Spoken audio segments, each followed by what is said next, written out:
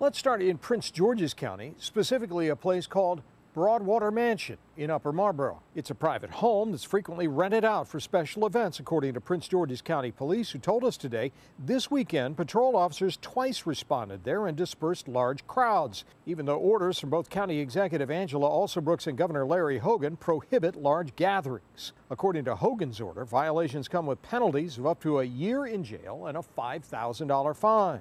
But in the Broadwater Mansion case, there were no arrests, according to a statement from Prince George's County Police, who said violations were observed. It's anticipated the Department of Permitting, Inspections and Enforcement and the Health Department will issue applicable citations, according to a police statement. The county's Department of Law is also reviewing the case to explore additional fines and potential legal actions against the event organizers, police said. WUSA 9 has attempted to contact the owners but has received no statement about the police allegations. A spokesman for County Executive Angela Alsobrooks said people should absolutely call police if they have concerns about large gatherings.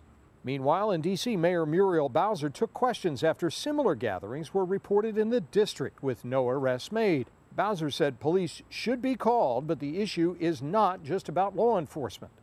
If you're asking me, is MPD going to be able to stop every intentional group of people and lock them all up? Probably not. That wouldn't be a realistic response. And I'm happy to talk to the ANC commissioners about a community response.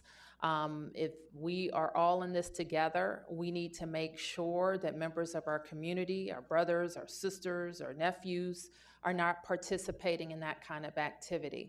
In a statement, Metropolitan Police said voluntary compliance is our desired goal.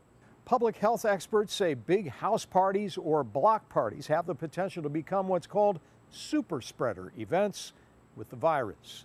Scott Broom, WUSA 9.